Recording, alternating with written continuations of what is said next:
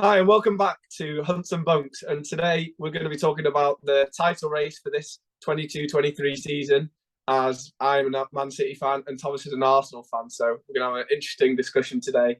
And obviously, I'm joined with Thomas today. And we'll get straight on into it, shall we? Yeah, go for it. I think since the last video, there's been lots of ups and downs in the title race from a City side, but Yeah. weirdly, from the Arsenal point of view, there's not been much to sort of shout negatively about. Obviously, we dropped points because of a pigeon at Southampton when Ramsdale got distracted, and we also dropped points against Manchester United in the game that we actually went to. But it has been quite a good sort of thing. So yeah, for City, we've had a poor run of form, really poor. Even before the break, we lost against Brentford at home as well. Our home form is starting to falter a little bit. Really, it was joint best in the league, and yeah, that Brentford loss just set us off on a bad path. Against Leeds, it's weird because against Leeds, I thought we looked very good in the first half. We created a lot of chances despite not capitalising on all of them. And then, yeah, against Everton, it was just awful, awful. I mean, the goal was brilliant from Mahrez. He was really good in the build up to the goal for Haaland. But after our goal went in, it was almost like the body language of the players was that we'd already won, and we could literally just sit back and relax, and the game would win itself for us. But obviously, that wasn't the case, and it was a really good goal from Damari Gray as well. An unbelievable finish, and yeah, we got what we deserved in that game because Everton were very determined. They defended very well, and yeah, we couldn't do much about it. And City, there needs to be a change of mindset for City because it's almost like the passion to actually win is going because the players are thinking, well, we'll get a goal, or we'll just rely on Erling and he'll score for us, and we don't need to worry about actually trying so hard when we've got an easy fixture against Everton at home. But it's a Big claim, frustrating draw. Frustrating draw. certainly big claims that. I think from an Arsenal point of view, sort of like it's like that meme, isn't it? You know, the elephant that's on a tree. You don't know how Yeah. it's got, and you don't know how it's got there, but it's there, and Yeah. it's like when's it gonna fall down? I think for me, I've just got to enjoy it as long as it lasts. Yeah. Uh, we'll get on to what I think could be the deciding points in the title race shortly. But I just want to ask the question: do you think that it is currently a title race? Yeah, I do think so. I think so.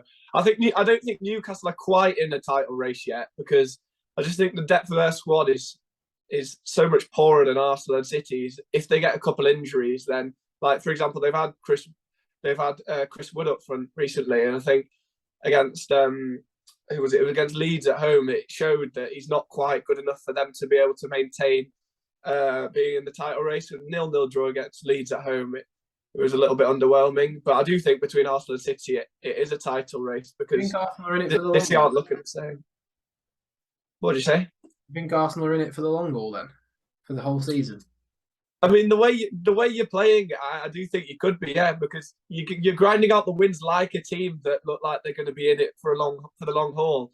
In the past, an Arsenal side that was a little bit spineless might they go on a nice run, but then they'd falter when they play a team that's a little bit more determined defensively, like for example an Everton. But you're seeming to still get these wins out, and even against Brighton, when you did go a couple goals up, Brighton tried to get back in the game, but you still managed to hold out for the win. So it is a different side for Arsenal this year. There's a different mentality about the players. Like, it might be just because they're now eventually maturing after they've been what seemed to be inexperienced players in the past as Mikel Arteta came in and brought them in. But now they're becoming more experienced and The they're diff- improving as a result. the difference as an Arsenal fan between the team playing like they are and not being able to is Thomas Partey. And if he gets injured, the best DM in the league this season, I'm saying it, if he gets injured, then we'll capitulate completely because the drop off in depth to El Neni, for example, with Erdegaard, you could say there's Fabio Vieira there, so you don't know if he's good. He's unknown, but he's there. El Yeah, Neni's a known quantity. El Neni is good, like a solid squad player, but he is not what you want for a title race. yeah, I think Eddie has shown that he can deputise for Gabriel Jesus pretty well, but the drop off to El Neni if Partey gets injured, that is a worry Because even if, say, White gets injured, Tomiyasu can come in. If Saliba gets injured, you can move White into that back line, and Tomiyasu can again come in. But it is a big worry. The fact that Partey hasn't got a proper deputy that can come in that's going to be equal, if not just a little bit off him. That's a worry. The only thing I thought about, which I think Arteta might try, is if Partey gets injured, then Ben White may play holding midfield. He's certainly got the ball skills to do it and the defensive qualities to do it, and then you'd bring Tomiyasu in, which I think might be a bit better than the drop off if you end up having to play Elneny there. But I think the key point in this title race, obviously Arsenal lack the depth. They've got the first team for it. They lack the depth. Will be what happens in January. There's been talks of João Felix. There's been talks of that Makayo Modric, or whatever his name is, from Shakhtar Donetsk. Yeah. But we need a DM. That's the one that I'm like, get it right. Yeah. It doesn't matter who you bring in the offensive third. We've got enough cover, really, in the attacking areas. When Jesus comes back, that leaves us with two strikers. With the wingers, you've got Jesus who can play on the wing. You've got Martinelli, Saka. I mean, even if you want Smith Rowe will be back soon. Then you've got also the likes of Nelson, who, yes, isn't at it, but isn't at the level. But he's even contributed this season. I remember back to that Forest game, was it 5-1, and he got 2 goals and 2 assists or something mad like that. So we have the attacking players. The Modric would be a nice addition, yes. Felix would be a nice addition, yes. But we need that DM desperately. Yeah. And Partey's injury record for Arsenal has been up and down. Right now it's 7 points, but people forget we haven't played City twice. We've got City to play twice yet because the game got postponed. Which means that realistically that could be 1 point. Yeah, the thing is though, with City as well, we do have to play you twice, but in the next 7 games, we've got 5 games which are against the big 6 sides. So we've got United coming up, we've got Chelsea, we've got Tottenham twice, who historically we seem not to do too well against, and then obviously we've got Arsenal as well. And one thing I will mention as we're talking about City's chance of the title as well as Arsenal's is it's been interesting over the past few games specifically how Guardiola's sort of changed his system. He's played. It's almost like obviously still playing the 4-3-3, which has been a staple for him over the seasons, especially with City. But he's starting to play, he's preferring Ake as the left back now rather than Cancelo in terms of how the system works. And he's gone with Ake, and then he's having 2 centre backs. But what happens is they kind of shift across as a 3, and he lets the right back push into midfield. The full backs have been known to bomb on for City before, but it's a different sort of system here because the 3 come across as a back 3. I think Arsenal did this a bit when Ben White started as the fullback because you could shift it quite nicely with Zinchenko. But it's actually becoming a thing, and he's starting Rico Lewis in a lot of the games. And he's a very good player, Rico Lewis. But the problem is that once he's bombed on, we've just got the 3 right there. And we're a little bit prone to a bit of pace running at us. Because if we get caught on the transition and Rico Lewis is stuck in midfield, then we've got no pace to defend against a counter-attack like with Damari Gray against Everton. We did that when we had Willian in the side, because obviously he wasn't really quick on the wings. We ended up putting Tierney as a left winger almost in attack, and Tierney bombed on, and we brought the 3 across in that situation, which Tomiyasu was obviously in the right centre-back spot. The only issue is, in terms of balance of a whole team, it limits that. We don't really do that anymore. We have the attacking Zinchenko, but Zinchenko fits in midfield so Xhaka can bomb on, instead of Tierney fitting at left wing so the Willian could come inside in that instant. Yeah. So it's all about different play styles. And I think Pep did need to mix it up a little because as much as João Cancelo is world class as an inverted sort of centre mid / fullback, teams can find it out. That being said, does he need to change it this much, as in change the whole system up so you've got a winger bombing up? Maybe not. City's control of games traditionally is still quite good. They are creating the chances. Haaland's goal scoring record is a testament to that. I think that Haaland is something. I saw a comment online and I want to sort of put it your way. Are City a worse team now, even with the addition of Haaland, because they've sold their actual natural wingers, than they were last season? Were they more complete as a team? No. We we were a more possession-based side last season, and the statistics might support us better last season because we retained the ball a little bit better. But this season, we've got the extra outlet to be able to just get a goal if we have to, like seen against Leeds, where Haaland, he seems almost every game now where he won't pop up much, he won't get many touches of the ball. So on the statistics side, it's a bit of a strange one because he's not really getting much possession, gaining much possession or anything. But it's having someone in the box. It's just having that presence, and with how good his runs are and how clever he is to lose his marker, it's definitely an addition that's helped us as well. But I think that this new changing system from Pep is more guided towards the Champions League because it's a system that creates a lot more chances.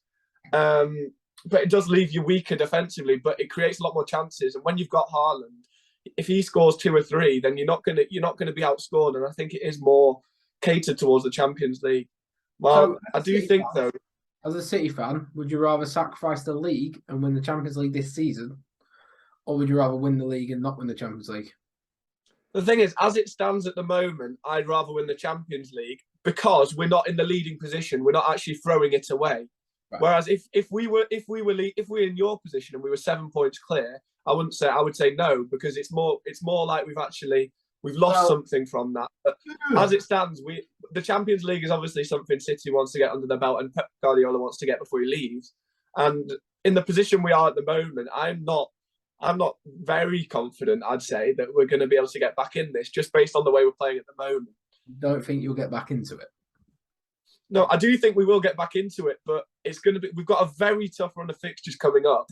And if we lose one of those while you stay very strong, then you could be talking 10 or 13 points, and then it doesn't matter what happens in our game against you, because then even us winning both of those games, we'll get 7 points again. Oh, I know.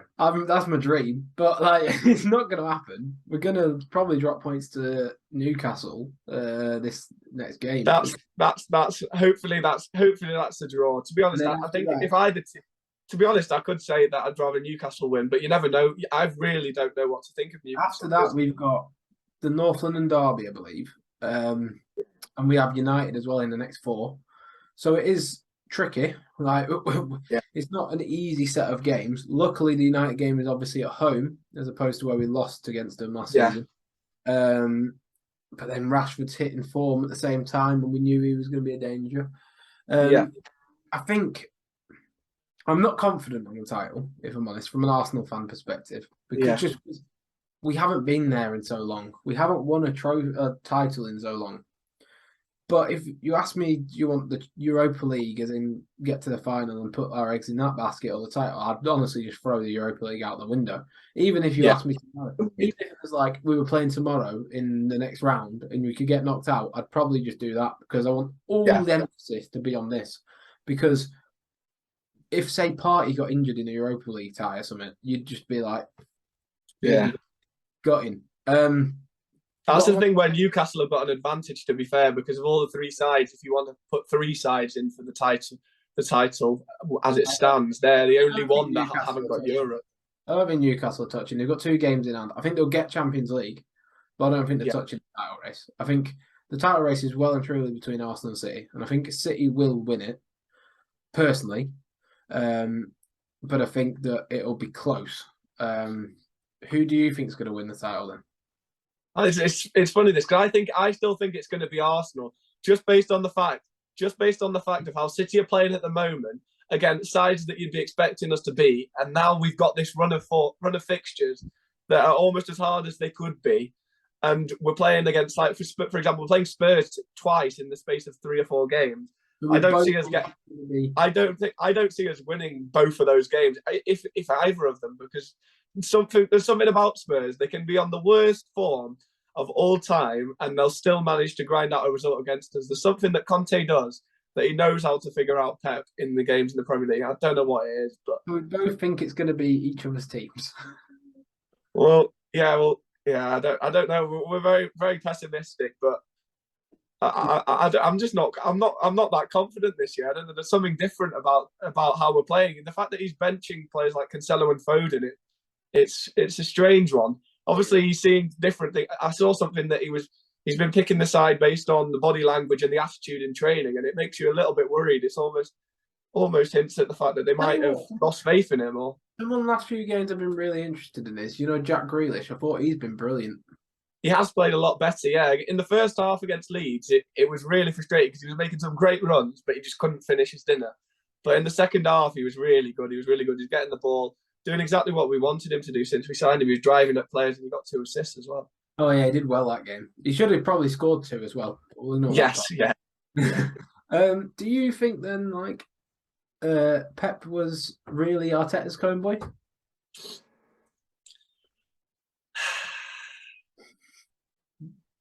I don't know. I hate to say it, but I do see Arteta coming to City at some point. I really do. I really could see that happening.